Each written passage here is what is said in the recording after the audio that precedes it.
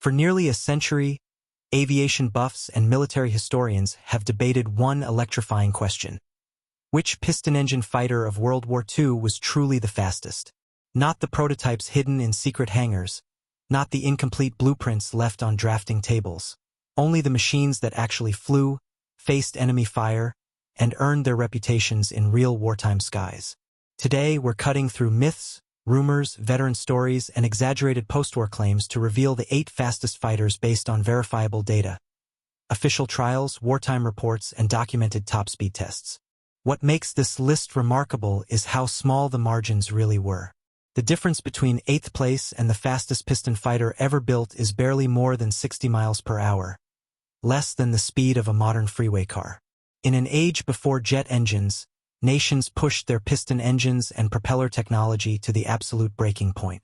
Metallurgists, aerodynamicists, and combat pilots collectively pushed aviation into a new era of high-performance engineering, all under the pressure of a global conflict unlike anything humanity had seen. Every aircraft on this list represents a distinct approach to the same problem: how to go faster without sacrificing reliability, maneuverability, and firepower. Some nations relied on monstrous radial engines. Others perfected slim, aerodynamic fuselages wrapped around liquid-cooled inline engines. A few pushed the boundaries of high-altitude performance with superchargers, turbochargers, and pressurized cockpits. These fighters were not just machines, they were national statements of technological ambition and survival. Yet speed alone didn't decide the air war. Many of the aircraft we'll explore arrived late, produced in small numbers, or entered combat when the strategic situation had already collapsed. Some saw only a handful of missions. Others became legends. But all of them achieved speeds that pushed the very limits of propeller-driven flight. These were the machines built in an era when engineers were racing the clock, trying to squeeze every ounce of performance from wood, steel, and aluminum. So before we dive into number 8 on our ranking, take a moment to think about what it meant to fly one of these technological marvels. To the pilots of World War II, speed wasn't just a statistic, it was survival. Outrunning a bomber meant saving a city. Escaping a pursuing enemy meant living long enough to fight tomorrow. And catching a threat before it reached friendly lines could change the course of a battle. And now, with the stage set, it's time to start our countdown. Which legendary fighter takes the number 8 spot? And why did its arrival terrify Allied pilots? Stay with me. At number 8 sits one of Germany's most dramatic late-war transformations, the Focke-Wulf FW-190D-9, known to pilots simply as the Dora. Unlike the earlier, broad-nosed radial engine versions that had shocked Allied aircrews in 1941, the D-9 appeared with a long, elegant nose housing a Junkers Jumo 213 inline engine. This redesign changed the FW-190's profile entirely, giving it a predatory, sleek silhouette that hinted at the speed hidden inside. The D-9 could reach roughly 426 miles per hour, pushing it into an elite category of high-performance interceptors. The switch from the BMW 801 radial to the Jumo 213 wasn't merely an engineering tweak. It was a complete personality shift for the aircraft. The early FW-190s were low-altitude bruisers, rugged, deadly in a dive, and famous for vicious roll rates. But they struggled at higher altitudes. The Dora reversed that weakness. The new inline engine, combined with cleaner aerodynamics, transformed it into a machine that could climb aggressively and compete with Allied fighters above 20,000 feet. Suddenly, the Luftwaffe had a weapon capable of challenging late-war Mustangs and Spitfires on equal terms. Production of the D-9 began in August 1944, arriving during the final, chaotic phase of the air war over Europe. Germany's factories were shattered by bombing, fuel supplies were collapsing, and experienced pilots were nearly gone. Yet despite these crushing obstacles, more than 700 Dora 9s rolled out. Those who flew the aircraft praised its acceleration, high-altitude punch, and the familiar ruggedness of the FW-190 line. Even in dire circumstances, it earned respect from Allied opponents who encountered it in combat. In the dogfights of late 1944 and early 1945, the Dora was often thrown into impossible situations, outnumbered, low on fuel, and flown by pilots with minimal training. Yet the design itself was exceptional. Pilots reported excellent roll response, strong airflow over the tail at high speeds, and stability in vertical maneuvers. It wasn't a miracle weapon, but in the hands of an experienced Luftwaffe ace, the D9 could still be terrifyingly effective. In a different phase of the war, with veteran pilots and sufficient fuel, the Dora might have reshaped the air battles over Germany. By the time the war ended, the Dora had earned a reputation as one of Germany's finest piston engine fighters, a last stand of innovation in a collapsing air force. Fast, elegant, and deadly, it marks the entry point into our countdown of the fastest operational propeller fighters ever built. Now that we've begun the list with Germany's long-nosed Predator, let's move to number 7, an aircraft whose speed made it a nightmare for Germany's V-1 flying bombs. Ready for the next contender? Taking the number 7 position is one of Britain's most formidable wartime creations, the Hawker Tempest MKV, a machine capable of reaching around 435 miles per hour and feared for its low-altitude performance. Born from the shortcomings of the earlier Typhoon, the Tempest was essentially a complete aerodynamic makeover. Designers reshaped the wing into a thin, laminar flow profile and harnessed the monstrous power of the Napier Sabre engine. The result wasn't just fast, it was a razor-sharp, ground-hugging interceptor built to race beneath the clouds. The Tempest arrived in spring 1944, perfect timing for one of its most unusual combat roles, hunting Germany's new terror weapon, the V-1 flying bomb. These fast, unmanned missiles were difficult targets, but the Tempest's blistering low-altitude speed made it the RAF's most effective V-1 killer. Pilots quickly learned they could catch V-1s in straight, level flight and either open fire or perform the daring wingtip flip, nudging the bomb off course without detonating it. Tempest squadrons destroyed more than 800 V-1s that summer, protecting countless civilians from devastation. But the Tempest was far more than a specialized missile hunter. When it turned its attention to the Luftwaffe's fighters, it became one of the most dangerous opponents in the sky. Its speed at medium and low altitudes allowed it to dictate engagements, while its 420mm cannons delivered ruinous firepower. Pilots reported that the aircraft handled beautifully at high speeds, with powerful control authority and responsiveness even in steep dives. The Tempest's stability made it ideal for high-energy slashing attacks. Hit hard, climb out, and strike again before the enemy could react. As the Allies pushed toward Germany in late 1944 and early 1945, Tempest squadrons found themselves in almost constant action. They ambushed Me-262 jets during takeoff and landing, shredded ground targets, and defended bomber streams. Many RAF pilots considered it the finest piston engine fighter Britain ever produced, faster than most adversaries, viciously armed, and nearly unmatched in the chaotic, low-altitude battles of the war's final year. Despite its late entry, the Tempest left a mark on the air war that outlived its production numbers. It was the culmination of British piston engine fighter design, refined, lethal, and engineered for speed when speed mattered most. With the Tempest behind us, we move to number 6, a legendary aircraft whose new engine turned a familiar icon into a completely different beast. Ready to meet the fastest Spitfire variant ever built? At number 6, we arrive at a machine that transformed one of the world's most iconic fighters into an entirely new creature. The Supermarine Spitfire Mk-14, capable of reaching roughly 446 miles per hour. Although it carried the familiar Spitfire silhouette, this version was a different animal altogether. Gone was the lightweight, early-war Merlin-powered airframe. In its place stood a reinforced, muscular Spitfire built around the ferocious Rolls-Royce Griffin 65 engine, an upgrade that nearly doubled the power output of the earliest marks. The introduction of the Griffin engine required major airframe changes. With more than 2,000 horsepower twisting the propeller blades, the Mk-14 needed strengthened internal structures and a larger tail to counter its torque. But these modifications paid off spectacularly.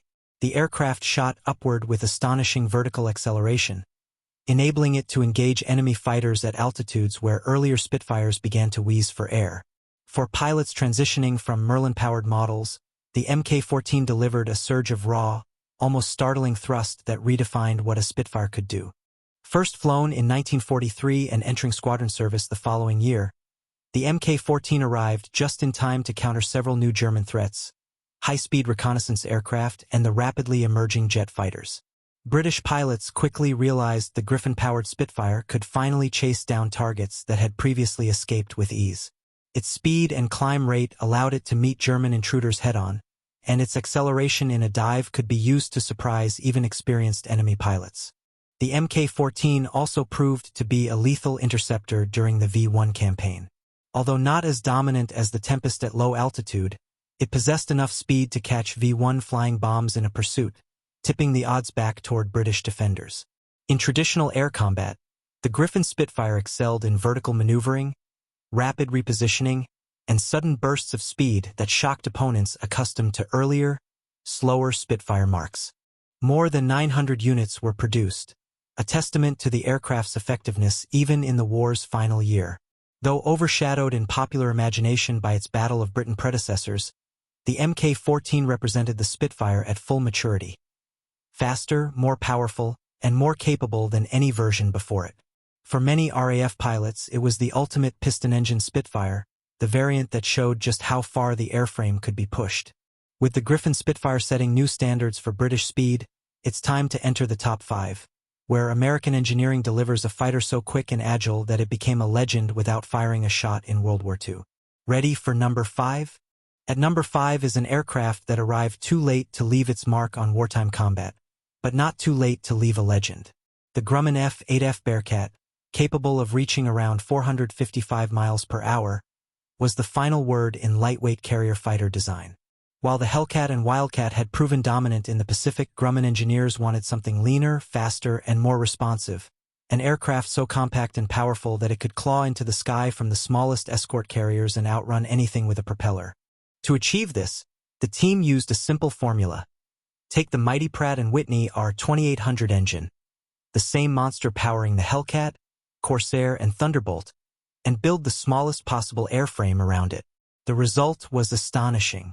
The Bearcat had one of the best power-to-weight ratios of any piston-engine fighter ever made. From brakes-off to 10,000 feet, it took just 94 seconds, a climb rate so absurdly fast that pilots thought their instruments were malfunctioning. At low and medium altitudes, the Bearcat could outturn, outroll, and out-accelerate nearly everything. Despite its compact size, the Bearcat was anything but lightly armed. Depending on the configuration, it carried either 4 20mm cannons or 6.50 caliber machine guns, more than enough to chew through enemy aircraft or strafe ground targets. And while it was small, it was built with Grumman's signature toughness. Pilots who tested it were stunned by how naturally it handled, describing it as a pure pilot's airplane. Light on the stick, fast on the roll, and shockingly stable even at speeds where many fighters felt heavy or sluggish. Unfortunately for the Bearcat, timing was not on its side. It entered frontline service in February 1945, just months before Japan's surrender, and only a handful reached operational squadrons before the war ended. But the aircraft's potential didn't go unnoticed. It soon became a favorite in post-war aerobatic teams, including the U.S. Navy's Blue Angels. Decades later, heavily modified Bearcats would dominate air racing circuits, breaking records and carrying their World War II heritage into a new era of speed. Even without wartime glory, the Bearcat proved what piston-engine technology could achieve at its zenith. Small, fierce, and blindingly quick, it represented the final chapter of propeller-powered fighter evolution.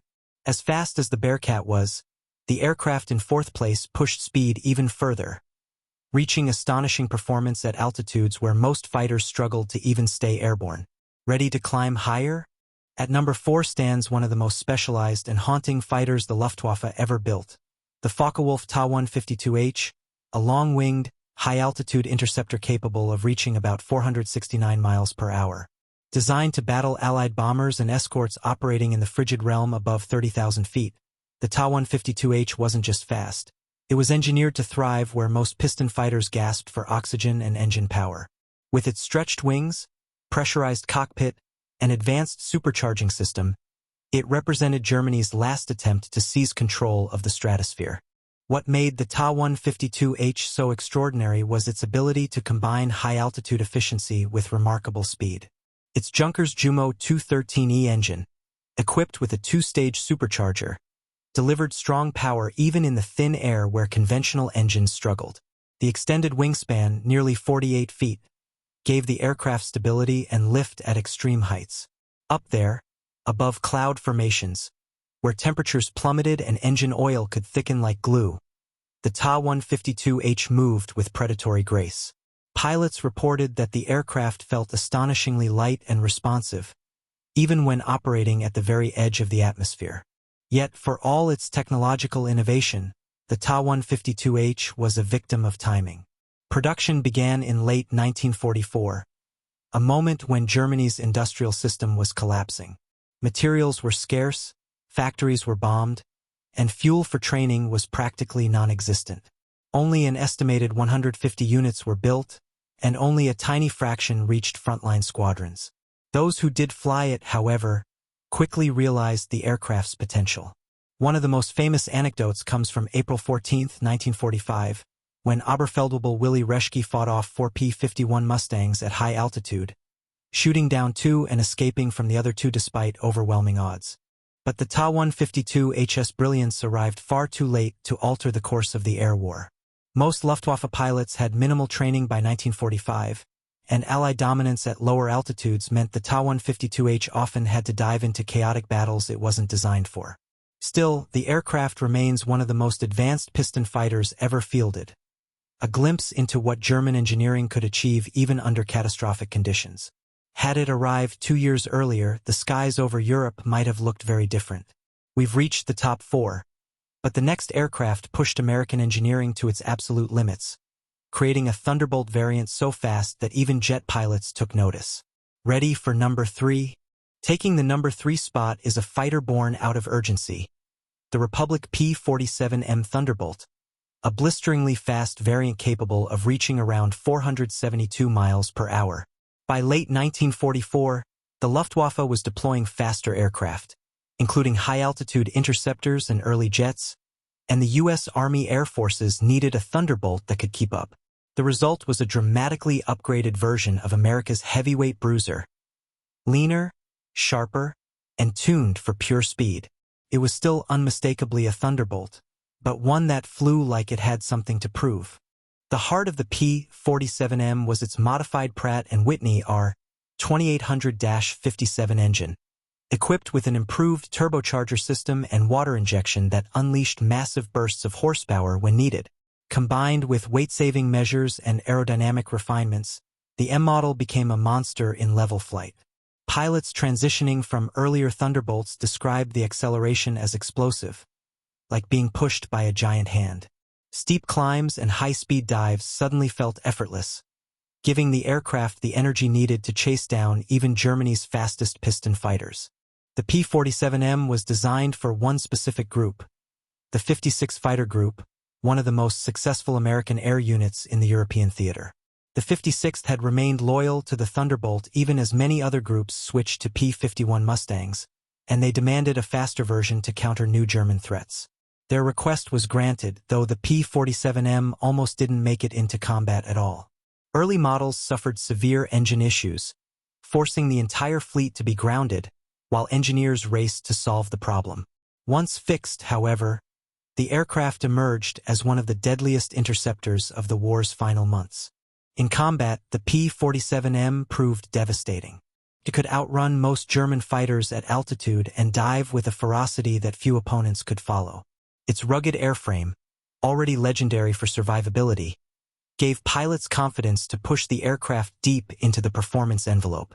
The 56 Fighter Group used it to intercept V-1s, pursue Bf-109s and FW-190s, and even challenge Mi-262 jets during vulnerable takeoff and landing windows.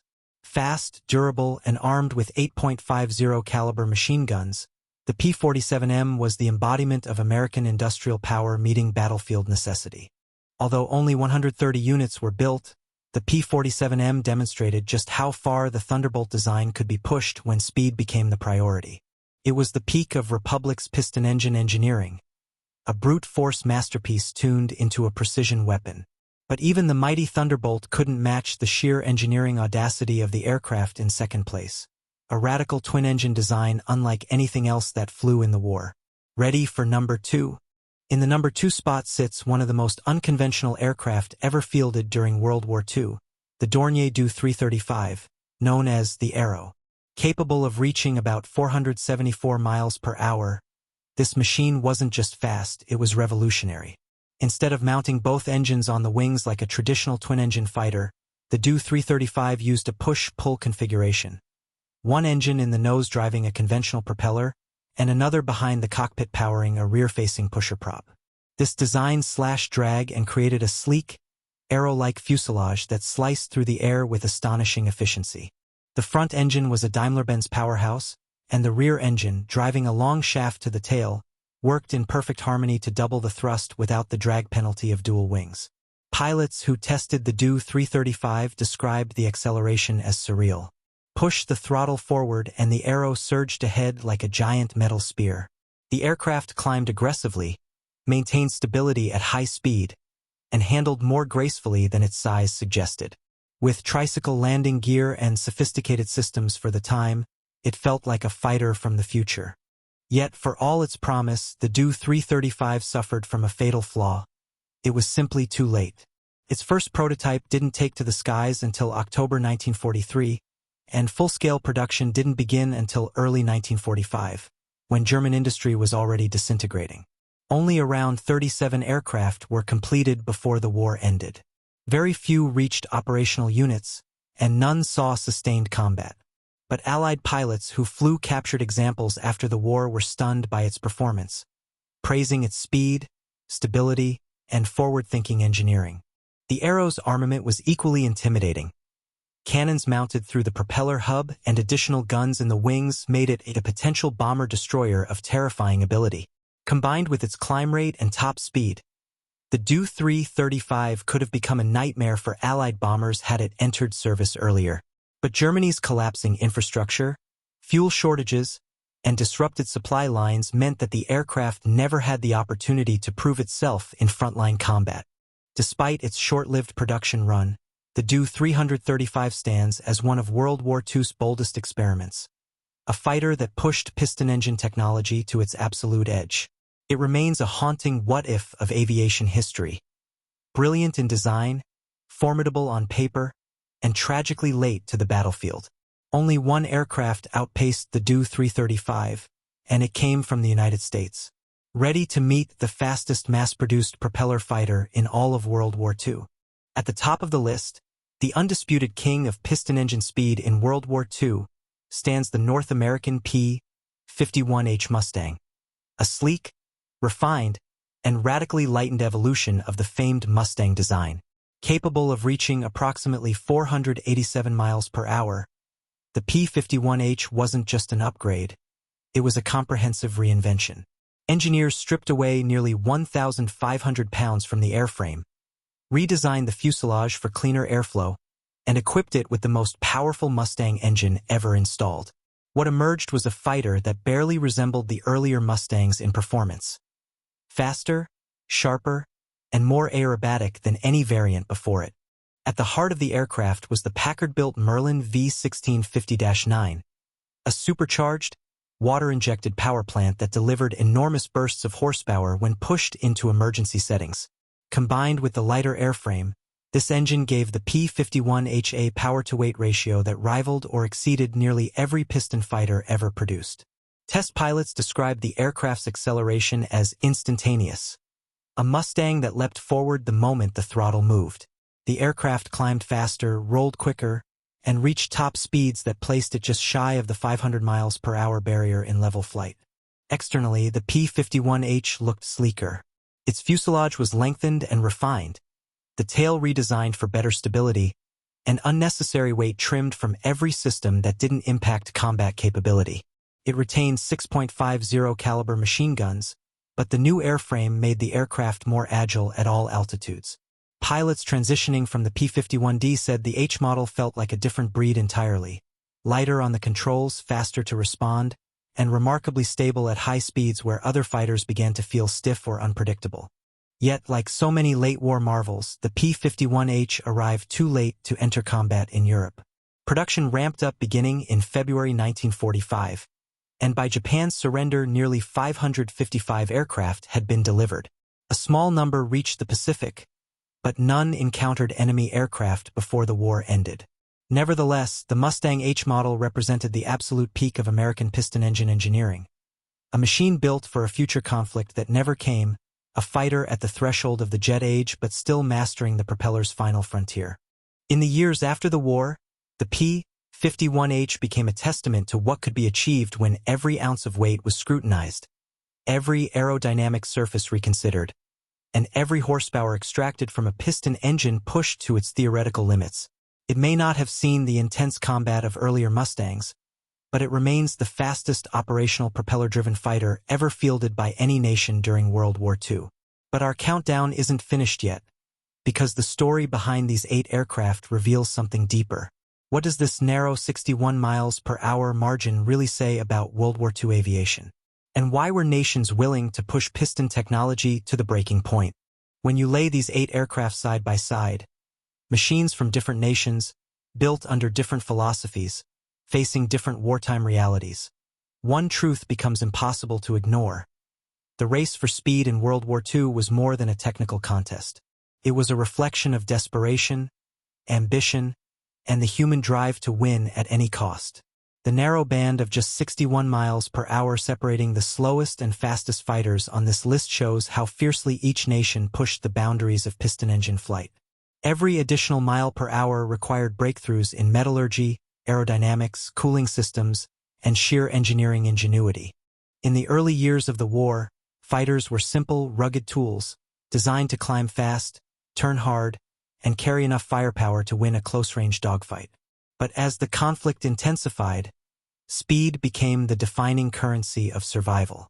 High-altitude bombers forced interceptors upward into thin air, where superchargers and pressurized cockpits became necessities.